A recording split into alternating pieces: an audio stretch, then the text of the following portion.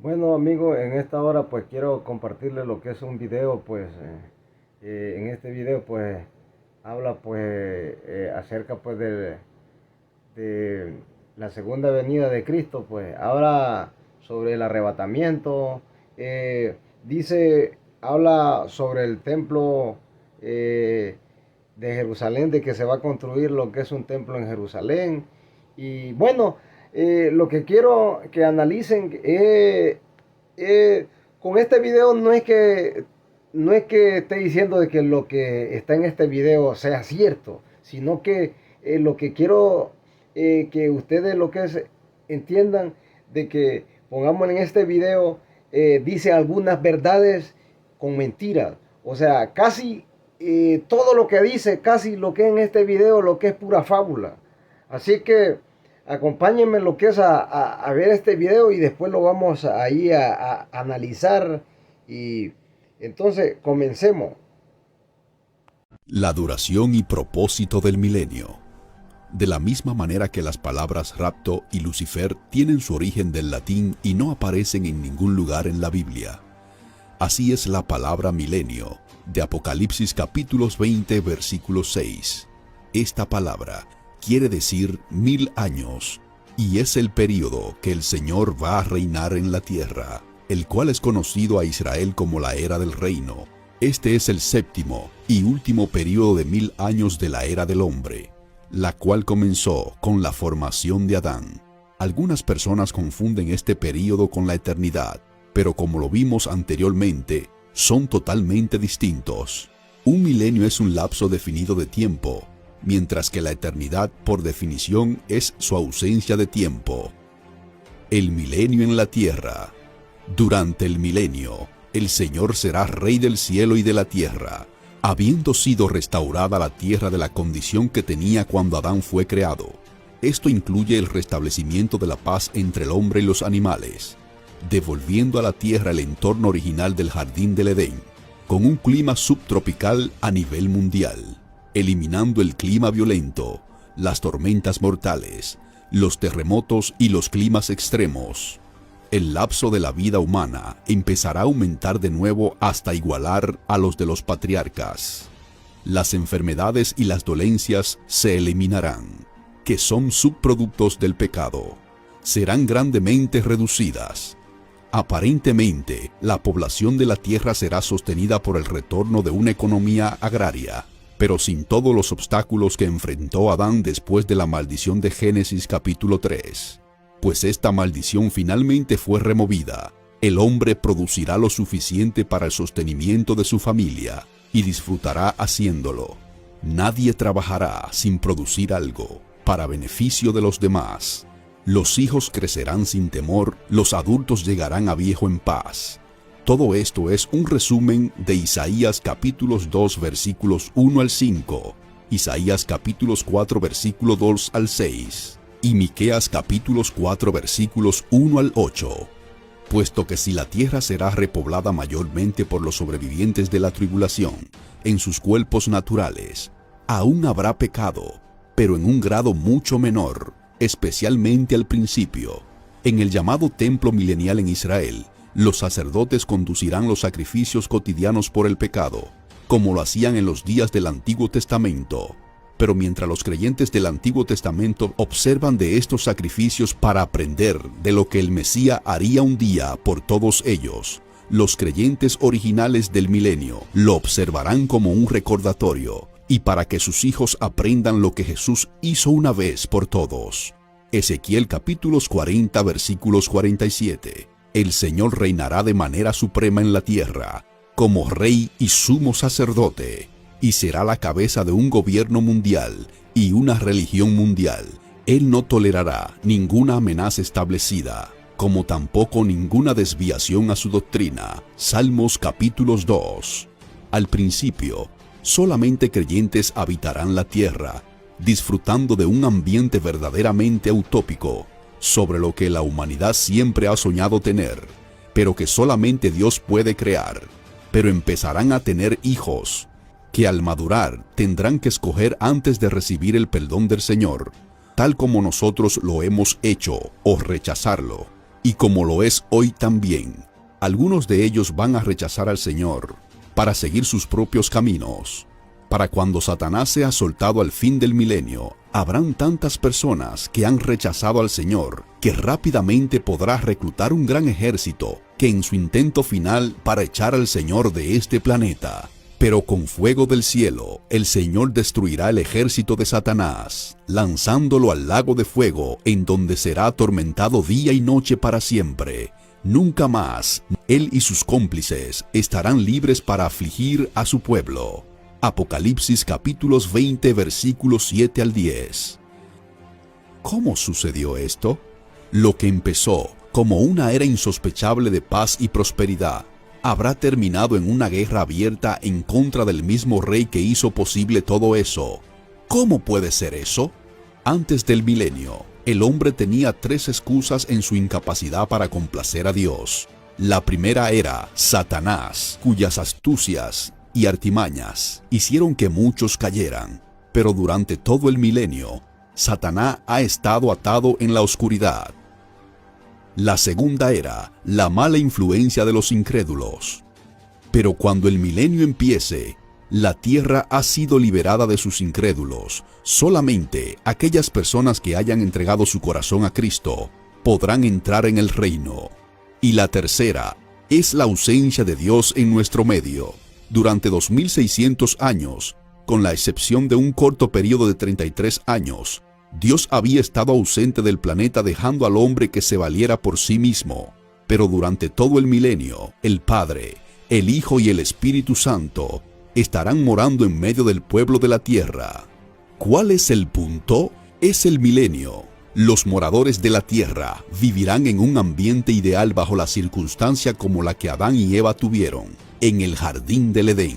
La maldición ha desaparecido y el Señor estará allí con todos ellos. Son creyentes y Satanás está atado.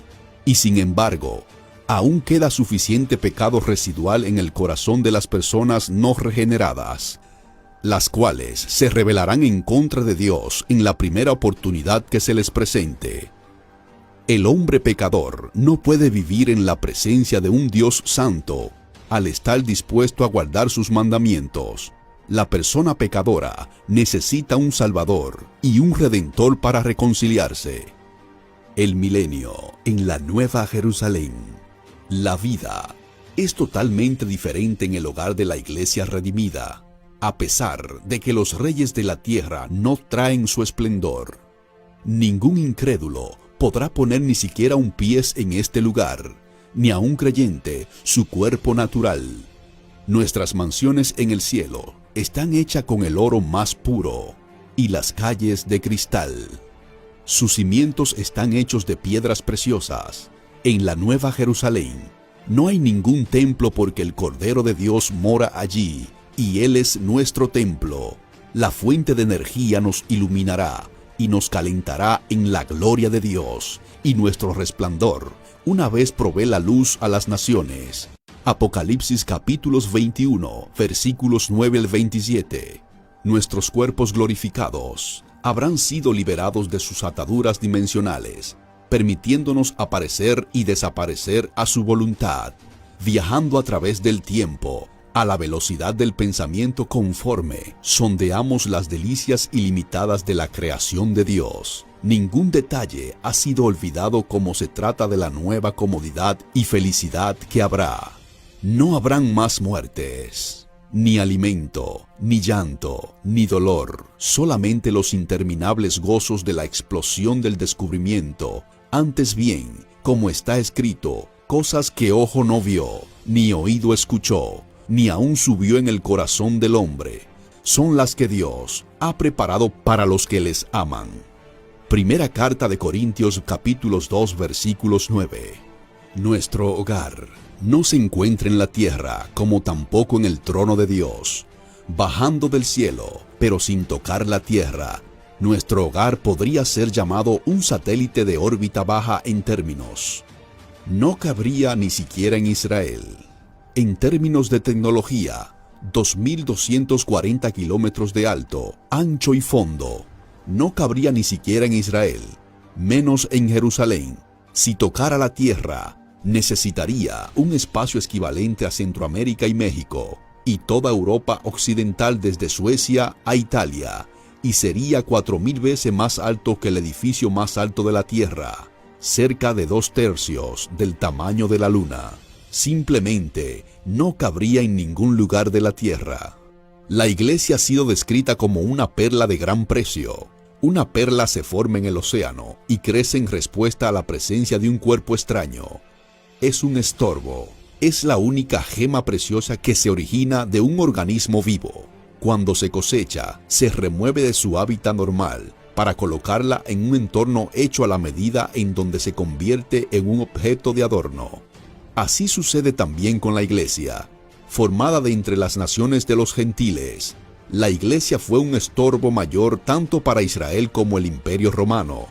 A pesar de cientos de años de persecución para destruirnos, creció de la manera constante. Al momento de la siega, seremos llevados a la tierra de nuestras mansiones, que el Señor ha preparado especialmente para nosotros, para convertirnos en su objeto de adorno. Isaías 17. Un oráculo contra Damasco. Profecía sobre Damasco. He aquí que Damasco dejará de ser ciudad, y será montón de ruinas. Las ciudades de Aroer están desamparadas, enmajadas se convertirán, dormirán allí, y no habrá quien las espante. Isaías capítulos 17, versículos 1 y 2. Debido al lenguaje de estos versículos, muchos eruditos creen que esta profecía se cumplió parcialmente cuando los asirios derrotaron a los arameos y destruyeron su capital, Damasco, en el año 732 a.C. Hoy día, se cree que Damasco es la ciudad más antigua del mundo, habitada de manera continua en un lapso de 5000 años de historia, y una población de 2 millones de habitantes. A pesar de ello, Isaías capítulos 17 versículo 1 indica que un día dejará de existir.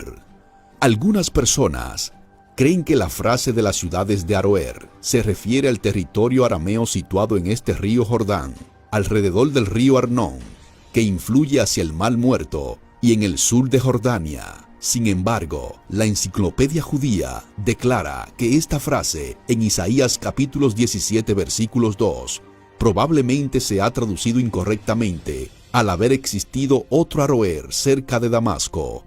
Lo más seguro es que el versículo debía decir: las ciudades allí serán abandonadas. Así es la traducción correcta. Esto incluirá la fortaleza de Hezbolá en el Valle de la Beca, en Líbano, el cual era parte del territorio arameo en tiempos de Isaías, y queda en línea recta entre Beirut y Damasco. Y cesará el socorro de Efraín y el reino de Damasco, y lo que quede de Siria será como la gloria de los hijos de Israel, dice el Señor Todopoderoso. En aquel tiempo, la gloria de Jacob se atenuará y se enflaquecerá la grosura de su carne, y será cuando el segador recoge la mies, y con sus brazos ciega las espigas. Será también como el que recoge las espigas en el valle de Refaim. Isaías capítulos 17, versículos 3 al 5. No todo el pueblo fue dispersado. Los agricultores fueron dejados en la ciudad para cosechar y proteger la siega para los nuevos gobernantes.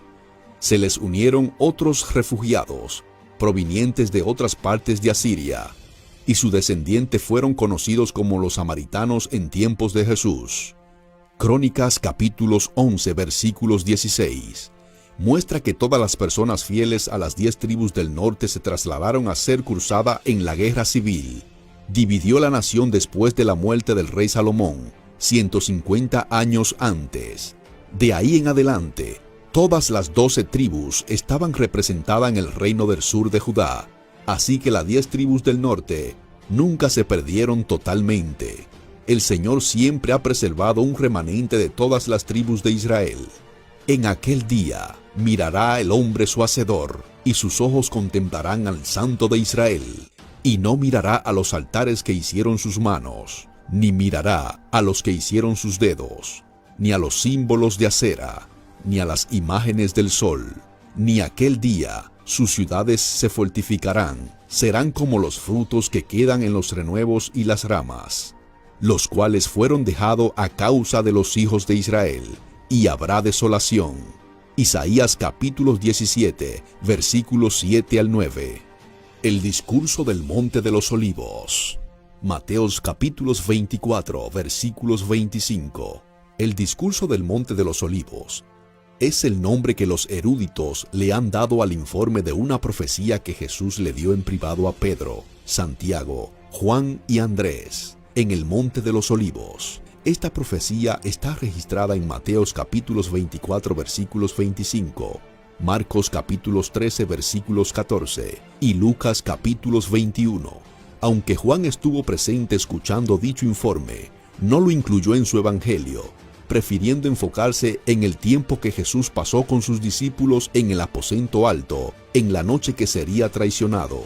Al repasar el discurso del Monte de los Olivos, dependeremos principalmente en la narración de Mateo, puesto que es la más detallada, añadiéndole los segmentos de Marcos y de Lucas que sean necesarios para aclarar el mensaje. Y también trataremos de mantenernos lo más cerca posible a las palabras del mismo Señor Jesús, para evitar llegar a conclusiones erróneas dentro del pasaje. Mateos capítulos 24 inicia cuando Jesús se alejaba del área del templo y se dirigía a Betania, en donde él y sus discípulos se hospedaban en casa de María, Marta y Lázaro, en el momento de 2 días antes de la crucifixión. Cuando Jesús salió del templo y se alejaba, se acercaron sus discípulos para mostrarle los edificios del templo. Respondiendo, él les dijo: ¿Ven todo esto? De cierto les digo, que no quedará piedra sobre piedra, que no sea derribada. Más tarde, cuando Jesús estaba sentado en el Monte de los Olivos, esos mismos 4 discípulos se le acercaron en privado. Basados en su predicción que el templo pronto sería destruido, los 4 discípulos le hicieron 3 preguntas. ¿Cuándo serán estas cosas? ¿Cuál será la señal del fin del siglo? Mateos capítulos 24, versículos 1 al 3. Antes de proseguir, veamos el estado mental de estos discípulos al formular estas preguntas. Es crítico para nuestro entendimiento del asunto. Mientras los judíos se encontraban en Babilonia durante el cautiverio de 70 años, el ángel Gabriel le había dicho a Daniel que a Israel le darían 490 años desde la fecha que recibieron la autorización de reconstruir el templo hasta terminarlo al final de la era. Daniel capítulos 9 versículos 24 al 27. Aún después de la resurrección, ellos tampoco lo habían entendido. Esto lo confirma la pregunta que hicieron a Jesús en el Monte de los Olivos después de la resurrección: Señor, ¿vas a restablecer el reino ahora? Hechos capítulo 1 versículo 6. Esto no les quedó claro, sino hasta después que Jacobo lo explicara 20 años después del concilio de Jerusalén. Hechos capítulos 15 versículos 13 al 18. Él dijo que el Señor primero iba a tomar dentro de los gentiles del pueblo para sí mismo, la iglesia. Después de eso, volvería a Israel. Entonces regresamos a nuestro estudio. En la narración de Mateo, el Señor ignoró la primera pregunta respondiendo directamente la segunda. Para la respuesta de la primera pregunta, iremos a Lucas capítulos 21. Lucas regresa a la primera pregunta en los versículos 12 y 24. Pero antes de todas estas cosas, les echaron mano, y los perseguían, y los entregarán a las sinagogas y a las cárceles, y serán llevados ante reyes y gobernadores por causa de mi nombre. Esto les será ocasión para dar testimonio. Propongan en sus corazones no pensar antes cómo han de responder en su propia defensa, porque yo les daré la palabra y sabiduría, la cual no podrán resistir ni contradecir todos los que se opongan.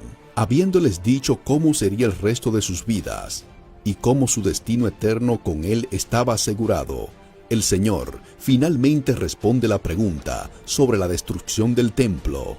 Pero cuando ustedes vean que Jerusalén esté rodeada de ejércitos, sepan entonces que su destrucción ha llegado. Entonces, los que estén en Judea, huyan a los montes, y los que estén en medio de ella, váyanse, y los que estén en los campos, entren en ella. porque estos son los días de retribución, para que se cumplan las cosas que están escritas. Mas, ay de los que estén encinta y de las que críen en estos días, porque habrá gran calamidad en la tierra e ira sobre su pueblo. Ahora consideraremos la palabra tomado y dejado en Mateos capítulos 24 versículos 40 al 41. Con un poco más de detalle, la palabra griega traducido tomado literalmente quiere decir recibir y la palabra dejado es despedir. Estas palabras se refieren a la disposición en aquellas personas que han permanecido en la tierra cuando el Señor retorne, y son los sobrevivientes de la tribulación. Los que se han convertido en creyente serán recibidos en el reino, y los que no lo hicieron serán despedidos en lugar preparado para el diablo. Las personas que tratan de ver el rapto de la iglesia en este pasaje están buscando el lugar equivocado. Velen pues, porque ustedes no saben el día ni la hora en que el Señor ha de venir.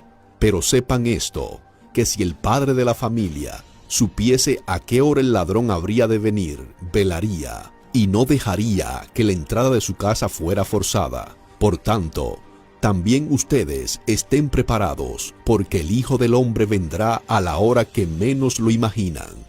Mateos capítulos 24, versículos 42 al 44. Esta advertencia se le da a aquellas personas que son sobrevivientes a la tribulación y que no son creyentes. Como lo dije anteriormente, una vez que comienza la gran tribulación, todos los creyentes han quedado en la tierra, sabrán cuándo terminará. La secuencia de los eventos que siguen también está clara. La única cosa que no podrían saber es el día exacto de su venida. Defendiendo el rapto de la iglesia antes de la tribulación. Alguien me hizo una excelente pregunta el otro día. ¿En realidad las escrituras prometen un rapto antes de la tribulación? ¿O solamente es una opinión que ha pasado de profesor a estudiante? Luego esta persona me desafió a que citara un versículo bíblico que pudiera llevar a alguien a creer la posición del rapto antes de la tribulación o pretribulación, si es que no lo había escuchado anteriormente de algún otro profesor de la Biblia. Él dijo que todos sus estudios bíblicos no había podido encontrar un solo versículo que veamos si esta persona está en lo correcto. Primero, algunos puntos generales. El rapto no es otro nombre de la segunda venida, como la primera carta de Tesalonicenses capítulos 4 versículos 15 al 17 y Juan capítulos 14 versículos 1 al 3, explican que el rapto es un evento secreto no programado, cuando Jesús llega en medio del camino entre el cielo y la tierra para encontrarse con su iglesia en el aire y llevarla a donde Él se encuentra ahora.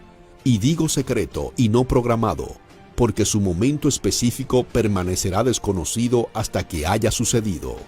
Por otro lado, la segunda venida es el evento programado y público cuando Jesús llega hasta la tierra para establecer su reino aquí.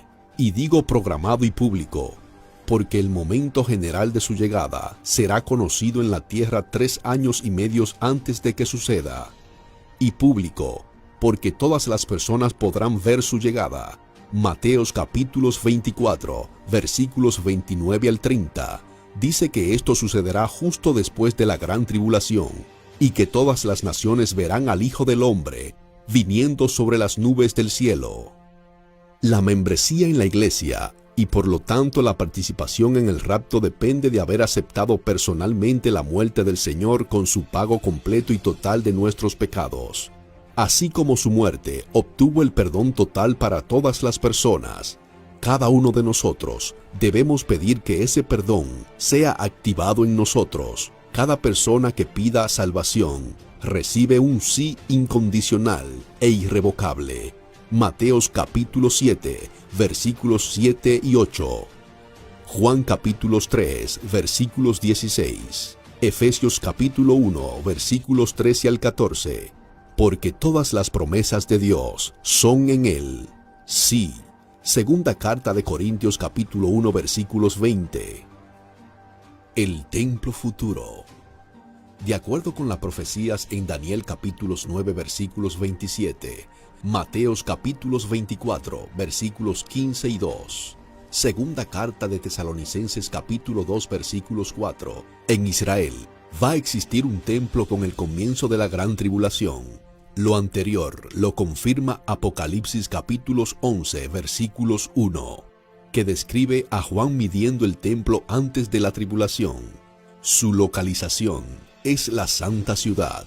El capítulo 11 también nos presenta a los dos testigos, quienes predican en la grande ciudad, para finalmente ser muertos allí y sus cuerpos dejados en la calle.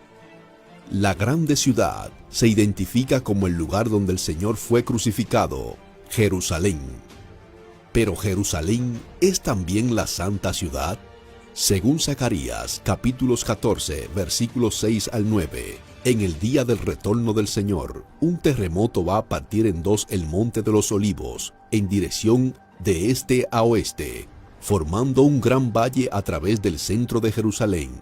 De inmediato, el agua de un río va a llenar ese valle formando un canal desde el mar Mediterráneo hasta el mar Muerto.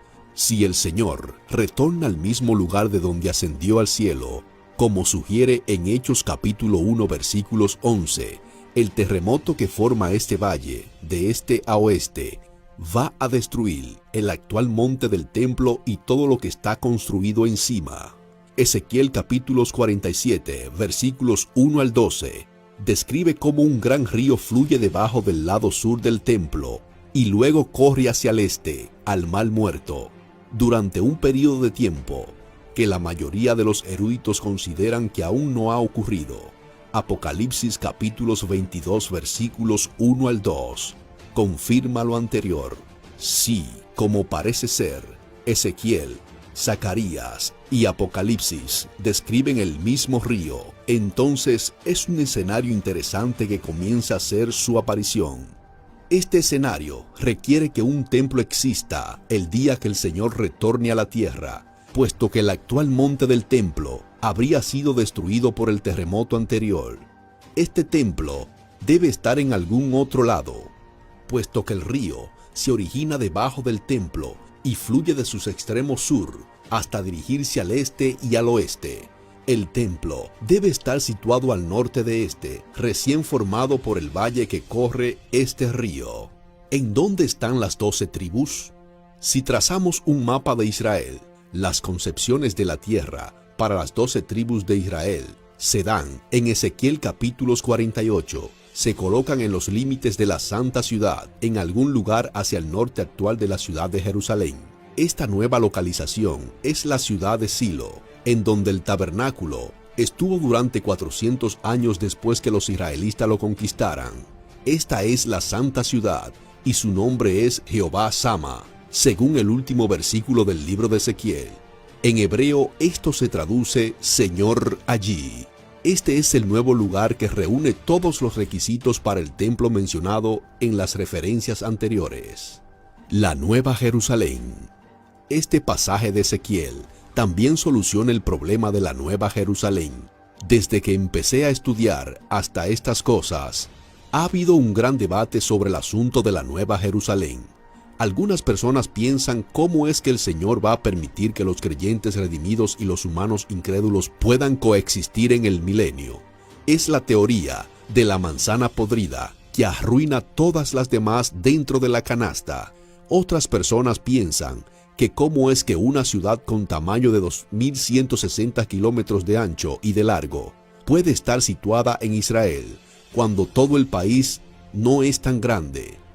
Si examinamos cuidadosamente Apocalipsis capítulos 21 y capítulos 22, nos daremos cuenta que Juan en realidad nunca dice que la ciudad se posa sobre la tierra, sino solamente que él dice que la ve descender del cielo, preparada como una novia. No que la ciudad es la novia, sino que así como una novia en su día de boda está regiamente preparada para verse de lo mejor, así se verá la ciudad. No creo que la ciudad se posa sobre la superficie de la tierra, sino que va a estar orbitándola como un satélite o quizás como una luna. También, Si comparamos las descripciones de la Nueva Jerusalén con Jehová Sama, podemos observar varias similitudes, pero también suficientemente diferentes como para refutar la noción que Juan y Ezequiel están describiendo en el mismo lugar.